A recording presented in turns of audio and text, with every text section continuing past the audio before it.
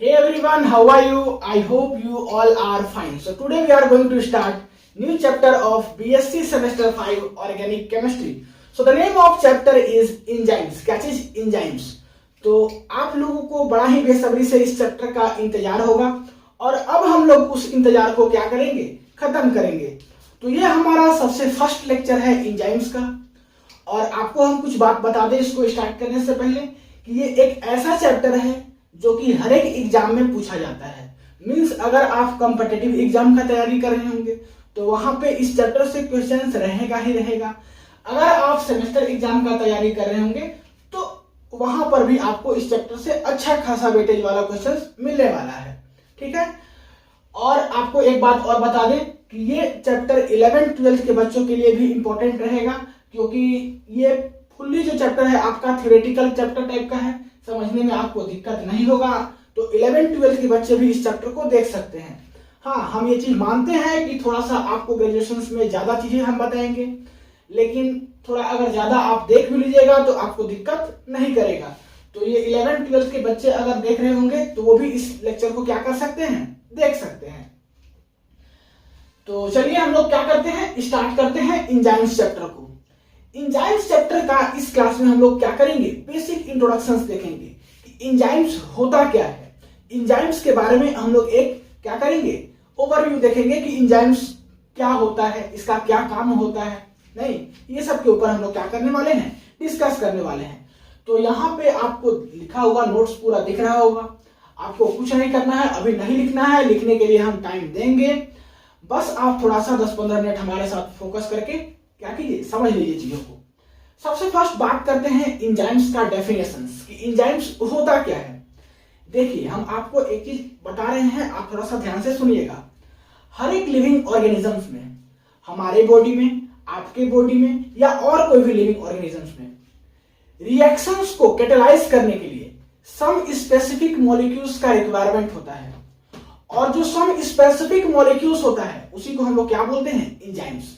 एक बार फिर से सुनिए, हम कुछ नहीं बोले, हम बोले कि जितना भी लिविंग ऑर्गेनिजम्स होता है, हमारा बॉडी हो गया, आपका बॉडी हो गया या और भी लिविंग ऑर्गेनिजम्स, ठीक है, सब लिविंग ऑर्गेनिजम्स को सब स्पेसिफिक मॉलिक्यूल्स का रिक्वायरमेंट होता है। इसलिए उसके अंदर का जो केमिकल्स रिएक्शंस होता है उसको कैटेलाइज करने के लिए, मींस उसको उस रिएक्शंस को स्पीड करने के लिए, और जो स्पेसिफिक मॉलिक्यूल्स का रिक्वायरमेंट होता है उसी को हम लोग बोलते हैं एंजाइम्स। तो वही बात यहाँ पे सबसे फर्स्ट पॉइंट लिखा है, आप देख सकते हो। लिखा है कि in all living organisms some specific molecules are required to catalyse the reactions occurring in the body. Such molecules are known as enzymes. तो वैसे मॉलिक्यूल्स को क्या बोलेंगे? एंजाइम्स। तो यहां से हम आपको एक इंपॉर्टेंट बात बताने वाले हैं कि एंजाइम्स जो है वो केवल रिएक्शंस के रेट को इंक्रीज नहीं करता, डिक्रीज भी करता है, लेकिन जनरली मैक्सिमम केसेस में इंक्रीज करता है, कम केसेस में ही डिक्रीज करता है। ठीक है, तो इस बात को आप याद रखिएगा। अब ये जो पूरा डेफिनेशन है इसको हम एक एग्जांपल से समझा रहे हैं। एग्जांपल्स में क्या ले रहे हैं? हम ले रहे हैं एक माउंटेन। क्या ले रहे हैं? ये एक माउंटेन ले रहे हैं। ठीक, तो बोलिएगा कि माउंटेन तो कोई लिविंग ऑर्गेनिजम्स का एग्जांपल नहीं है। अरे भैया, एग्जांपल्स नहीं है, बस हम इसको अप्रोच को समझाने के लिए कुछ ऐसा एग्जांपल ले रहे हैं जिससे कि आपको अच्छे से समझ में आए। लेकिन सपोज कि यहाँ पे कोई एक आदमी है, ठीक है, और ये इस पार खड़ा है, माउंटेन के इस पार खड़ा है और इसको जाना है माउंटेन के इस पार। ठीक, तो ये कैसे जाएगा? इसका सबसे पहला प्रोसेस क्या होगा? पहला प्रोसेस क्या? यही इसका प्रोसेस ही होगा कि ये सबसे फर्स्ट क्लाइंब अप करेगा और फिर क्लाइंब डाउन करेगा। मींस सबसे पहले ऊपर चढ़ेगा, यहां पे आएगा, पहुंचेगा, फिर यहां से क्लाइंब डाउन करेगा नीचे उतर करके और इस पार चला जाएगा। इसका यही प्रोसेस होगा। लेकिन यहां पे जैसे ही हम इसको क्या कर दे? एंजाइम्स दे दे। क्या करें? एंजाइम्स दे दे। तो जैसे ही एंजाइम्स देंगे तो ये रेट को क्या करेगा? ये इंक्रीज करेगा। मींस इस पार से उस पार जाने में जितना टाइम पहले लगता उससे कम टाइम में इस पार से उस पार पहुंच जाएगा। ठीक है, मींस लेट अस सपोज कि अगर इसको यहां पे हाफ आवर लग रहा है इस पार से उस पार जाने में, तो इसको जैसे ही हम एंजाइम्स देंगे तो हो सकता है कि ये 5 मिनट में ही इस पार से उस पार चला जाए, मीन्स क्या हो जाए, रिएक्शंस के स्पीड क्या हो जाएगा, इंक्रीज हो जाएगा। अगर यहाँ पे आप रिएक्शंस के थ्रू समझे तो रिएक्शंस का स्पीड क्या हो जाएगा, इंक्रीज हो जाएगा। तो वही बात हम यहाँ पे आपको बताना चाह रहे थे कि अगर कोई एक आदमी है इस पार से उस पार जा रहा है तो इसका प्रोसेस क्या होगा कि सबसे पहले ये ऊपर चढ़ेगा, क्लाइंब अप होगा, फिर क्लाइंब डाउन होगा। और लेट अस सपोज कि इसको हाफ आवर लगा चढ़ने और उतरने में, ठीक है, ज्यादा भी लग सकता है, ज्यादा क्या लग सकता है, उससे ज्यादा लगेगा ही लगेगा, क्योंकि आपको माउंटेन चढ़ना है। तो इतना अगर टाइम लगा और जैसे ही अगर हम एंजाइम्स इसमें यूज कर दें तो ये रिएक्शंस के स्पीड को क्या कर देगा, इंक्रीज कर देगा। और इंक्रीज करके हो सकता है कि ये हाफ आवर के वर्क को 5 मिनट में ही कंप्लीट कर दे। मीन्स कुछ ऐसा रास्ता यहाँ से निकालेगा कि फटाक से आप यहाँ से यहाँ पहुंच जाइएगा, इस पार से उस पार पहुंच जाइएगा। तो इस डेफिनेशन का मतलब यही हुआ, ठीक है। अब बात करते हैं इसका नेक्स्ट पॉइंट। नेक्स्ट पॉइंट में क्या है कि enzymes are those agent which participate in any reactions. क्या है, एंजाइम्स एक रिएजेंट है जो कि क्या करता है, पार्टिसिपेट करता है किसी भी रिएक्शंस में, एंड आइदर इंक्रीज और decrease the rate of reactions. और क्या करता है, या तो इंक्रीज करता है रिएक्शंस के रेट को या तो डिक्रीज करता है, जैसे कि हम ऊपर बताएं। But they do not forms any new और अदर सब्सटेंसेस। लेकिन ये जो है कोई अदर और नया और अदर सब्सटेंस का फॉर्मेशन नहीं करता है। इसका क्या मतलब है समझिएगा। देखिए यहां पे कहा गया है कि एंजाइम्स जो है आपका वो क्या है, एक एजेंट है जो कि पार्टिसिपेट करता है रिएक्शंस में, और रिएक्शंस में पार्टिसिपेट करके या तो रिएक्शंस के स्पीड को इंक्रीज करता है या तो डिक्रीज करता है, और उसके बाद फिर वो वहां से निकल जाता है, अपने आप में कोई चेंजेस नहीं लाता है, कोई नया प्रोडक्ट का फॉर्मेशन नहीं करता है। ये इसका मतलब हुआ। अब इसको भी हम आपको एक एग्जांपल से समझा रहे हैं, जैसे कि इसका एग्जांपल समझाए थे, ठीक है। देखिए आप हैं और आपका कोई क्लासमेट है, दोनों के बीच में बिल्कुल नहीं पटता, मीन्स दोनों के बीच में लड़ाई होता है। आप उसके बारे में गलत सोचते हो, गलत बोलते हो, और वो भी आपके बारे में गलत सोचता है, गलत बोलता है, ठीक है। दोनों में मीन्स लड़ाई चलते रहता है। पहले से हल्का लड़ाई था, मीन्स थोड़ा थोड़ा लड़ाई होता था।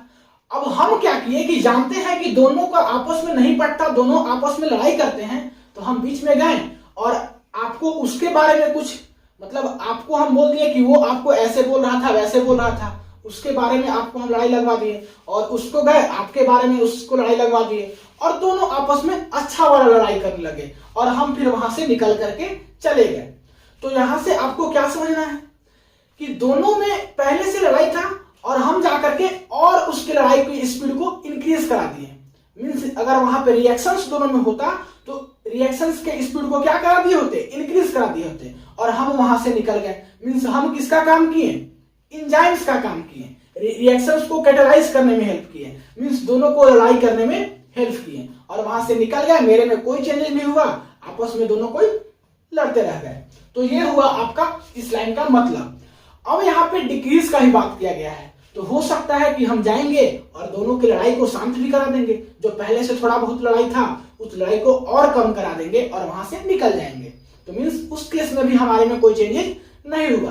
तो या तो आपके लड़ाई को हम इंक्रीज करा दिए या तो आपकी लड़ाई को हम डिक्रीज करा दिए। तो वही काम अगर आप रिएक्शंस को लेकर के समझोगे तो सेम वही समझना होगा कि दो रिएक्शंस हैं, एंजाइम्स आया, या तो रिएक्शंस के स्पीड को इंक्रीज कर दिया या तो रिएक्शंस के स्पीड को डिक्रीज कर दिया, और वहां से वो चलता बना, उसमें कोई चेंजेस नहीं आया, कोई न्यू प्रोडक्ट का फॉर्मेशन नहीं किया। अब ये जो बात समझ गए तो आगे सब कुछ इजी है। Enzymes are biocatalyst for various biochemicals reactions in the living organisms. Enzymes क्या है, बायोकैटलिस्ट है, तो ये भी बात आप जानते हो। अब नेक्स्ट पॉइंट है enzymes help in digestion of food. ये फूड का डाइजेशन करने में भी हेल्प करता है। Absorption of certain molecules producing energy. तो उम्मीद करते हैं कि ये सब सारा बातें आपको समझ में आया होगा। कुछ और छोटा छोटा पॉइंट्स है, उसको थोड़ा सा आप देख लीजिए।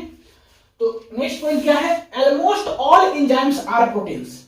यहां पे हम एक वर्ड यूज किए हैं ऑलमोस्ट। अक्सर जो है आपका एंजाइम्स क्या होता है, प्रोटीन्स होता है, ऑलमोस्ट सबका सब। लेकिन कुछ केसेस में एक दो एक्सेप्शन का केस होता है जो कि आपका प्रोटीन्स नहीं होता है। तो जैसे हम बात करें कि आपका आरएनए, किसका बात करें, आरएनए का अगर हम बात करें, राइबोन्यूक्लिक एसिड, ये जो है आपका बिहेव करता है किसके जैसा, एंजाइम के जैसा, लेकिन ये आपका प्रोटीन नहीं होता है, ये आपका प्रोटीन नहीं होता है, प्रोटीन नहीं होता है, लेकिन किसके जैसा बिहेव करता है, एंजाइम्स के जैसा बिहेव करता है।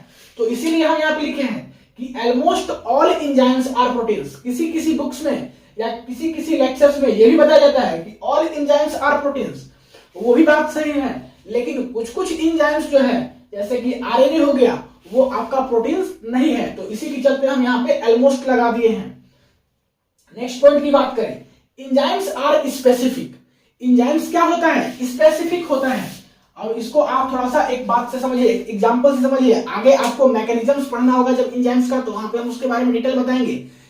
एक की एंड लॉक मेथड्स है जो कि आपको पढ़ना है आगे, अभी हम पढ़ाएंगे आपको 2-3 लेक्चर बाद, तो उसी से आप समझिए। एक ताला और चाबी मींस की और लॉक, तो हर एक ताले के लिए एक अलग स्पेसिफिक चाबी होता है। हर ताला हर एक चाबी से नहीं खुलता।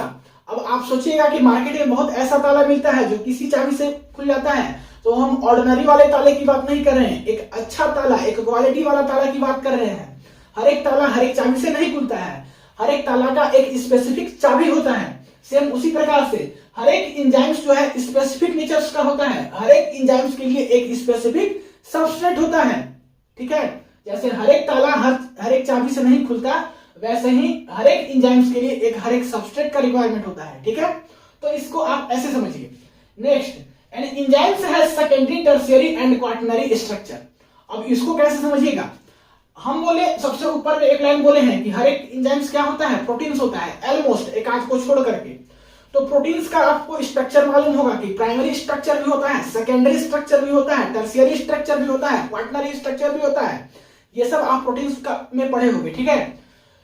तो एंजाइम्स जो है वो मेनली एग्जिस्ट करता है सेकेंडरी, टर्शियरी और क्वाटरनरी स्ट्रक्चर में, मींस प्राइमरी में नहीं करता है, सेकेंडरी में भी नहीं करता है, कुछ कुछ केसेस में, एक आध केसेस में करता है। मैक्सिमम ये टर्शियरी स्ट्रक्चर में एग्जिस्ट करता है एंजाइम्स, ठीक है। और फिर क्वाटरनरी में, अब देखिए टर्शियरी स्ट्रक्चर कैसा होगा, टर्शियरी स्ट्रक्चर कुछ ऐसा स्ट्रक्चर होगा जिसको कि हम क्या कर सकते हैं, देख नहीं सकते हैं, कुछ 3D टाइप का। तो टर्शियरी स्ट्रक्चर ऐसा होगा, इसी टाइप्स का स्ट्रक्चर में एंजाइम्स जनरली एग्जिस्ट करता है। और इस टाइप्स का स्ट्रक्चर में आपका क्या होता है, पॉकेट्स बना होता है। जैसे यहां देखिए ये पॉकेट्स, कुछ इस टाइप का पॉकेट्स बना होता है, हम ब्लैक कलर से दिखा रहे हैं। इस टाइप का पॉकेट्स बना होता है, इस टाइप का पॉकेट्स बना होता है, ठीक है। तो इसको आप ऐसे समझिए कि हर एक टर्शियरी एंजाइम्स में क्या होता है, पॉकेट्स बना होता है, और उस पॉकेट्स को हम लोग क्या बोलते हैं, एक्टिव साइट बोलते हैं। तो इसी पॉकेट्स को हम लोग क्या बोलते हैं, एक्टिव साइट बोलते हैं। जैसे कि इसको समझिए, ये आपका 3D स्ट्रक्चर है किसका, एंजाइम्स का, ये 3D स्ट्रक्चर है एंजाइम्स का। अब इसमें देखिए क्या है, यहां पे देखिए एक पॉकेट्स बना हुआ है, नहीं, और इसी पॉकेट्स को हम लोग क्या बोलते हैं, एक्टिव साइट। और इसी एक्टिव साइट में सबस्ट्रेट जो है जाकर के फिक्स होता है। जैसे कि अभी हम ऊपर बताएं कि एंजाइम्स आर स्पेसिफिक, हर एक एंजाइम्स के लिए एक स्पेसिफिक सबस्ट्रेट होता है, और ये सबस्ट्रेट जो है इसी में जाकर के फिक्स्ड होता है, नहीं क्या होता है, इसके साथ कंबाइंड करता है। तो उम्मीद करते हैं कि एंजाइम्स का ये बेसिक लेक्चर आपको अच्छे से समझ में आया होगा। तो मिलते हैं अगले क्लास में क्लासिफिकेशंस के साथ, तब तक के लिए पढ़ाई करते रहिए। All the very best. Video को पॉज करके नोट कर लीजिए।